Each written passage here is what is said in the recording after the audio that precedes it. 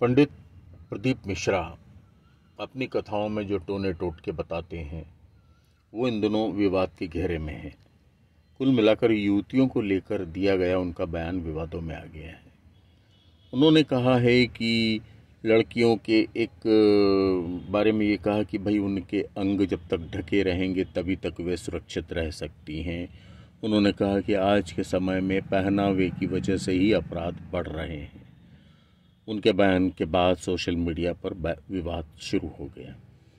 प्रदीप मिश्रा ने यह बयान जयपुर के विद्याधर नगर स्टेडियम में शिव महापुराण की कथा के दौरान दिया।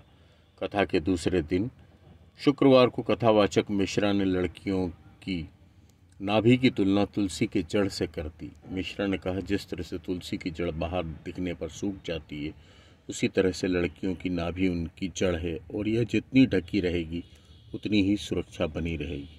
उन्होंने कहा कि समाज में पहनावे की वजह से ही अपराध बढ़ रहा है, इसे पुलिस और सरकार नहीं रोक सकती है।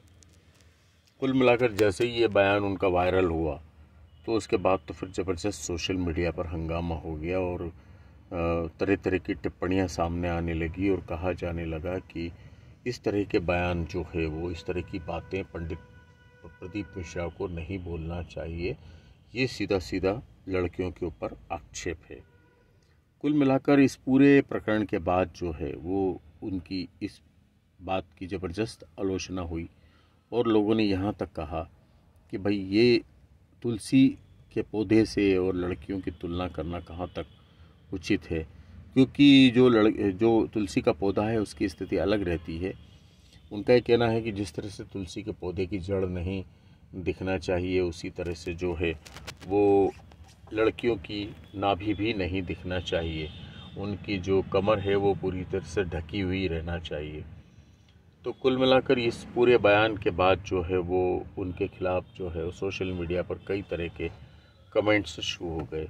वैसे भी पंडित प्रदीप मिश्रा अपने बयानों को लेकर या अपनी कथा में कही गई कई बातों को लेकर विवादों के घेरे में रहते हैं। तो ये अब एक नया विवाद सामने आया है जिसमें कि उन्होंने लड़कियों की नाभि के बारे में गंभीर टिप्पणी की है। अब लोगों का यह भी कहना है कि पंडित मिश्रा को इस तरह की जो बयानबाजी वो करते, तो कई लोगों ने उनसे कहा कि भाई उनको लड़कियों के से माफ़ी मांगना चाहिए कि उन्होंने उनके पहनावे को लेकर इतनी गंभीर टिप्पणी कर दी। और कई लोग इस बात से भी बहुत ज़्यादा नाराज़ हैं कि उनका काम तो सिर्फ कथा करना है, इस तरह से व्यक्तिगत किसी भी वर्ग पर टिप्पणी उनको नहीं करना चाहिए। खासकर महिलाओं के बारे में तो और युवतियों के बारे में कुछ भी बोलने से पहले उनको बहुत कुछ सोचना चाहिए।